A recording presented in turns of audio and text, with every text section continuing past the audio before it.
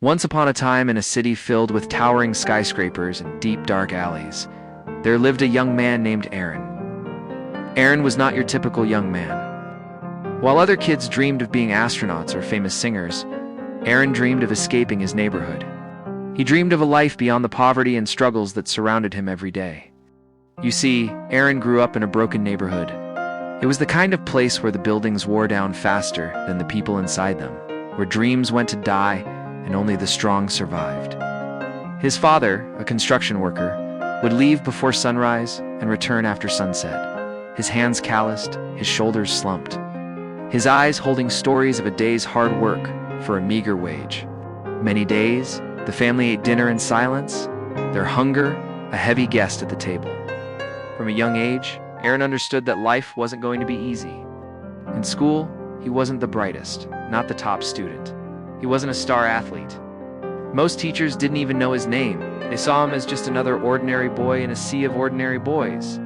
His friends, too, came from similar backgrounds, with similar dreams of escape. They'd talk about their future plans during breaks between classes or on street corners. But their laughter was infectious. Everyone else just shook their heads and walked away. They couldn't understand why these kids dared to dream when reality had dealt them such a harsh hand. But Aaron carried a burning thought in his heart, like a torch in the darkness. I may not be the smartest, but I will not quit until I succeed. This became his mantra, his shield against the taunts, and his motivation to keep moving forward.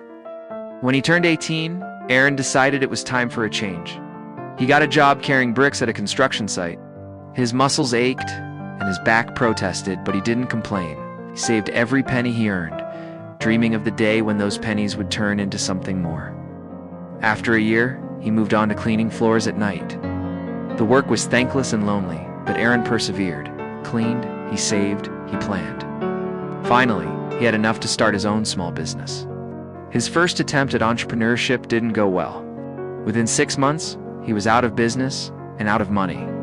The people around him shook their heads and whispered, "We told you, he'll never make it." But Aaron, though disappointed, was not deterred. He took odd jobs to sustain himself and started planning again. His second attempt lasted a little longer, 2 years.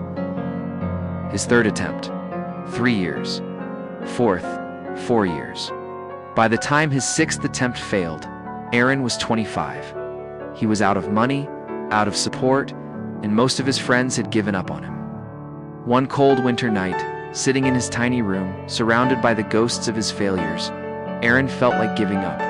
As he stared at the ceiling, he could almost hear his friends' laughter echoing in his ears. He could feel their words pricking him like shards of glass. "Why are you still trying? You're not cut out for this. So maybe it's better to just accept your fate." But then he remembered his father's words from a story he used to tell him. A man was struggling to free a cork from a bottle.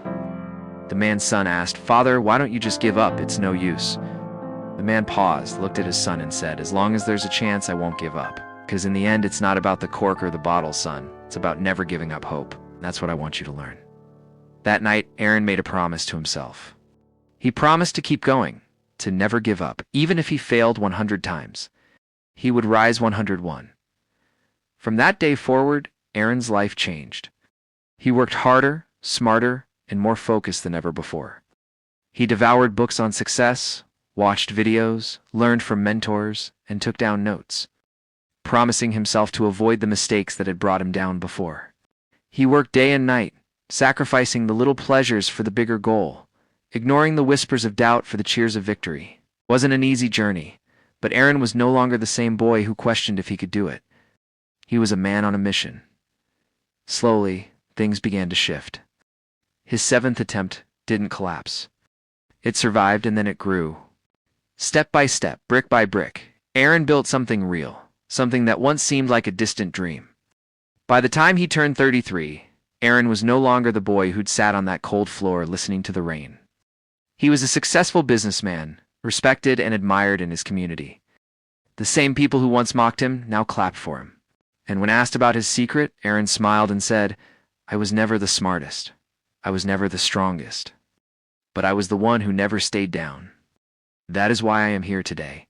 And that, dear friends, is the story of Aaron, the boy who refused to stay down. The moral of this story is, life will knock you down. People will doubt you. Failures will crush you. But success belongs to the one who refuses to quit. So remember, my friends, no matter how many times you fall, as long as you rise one more time than you fall, victory will be yours.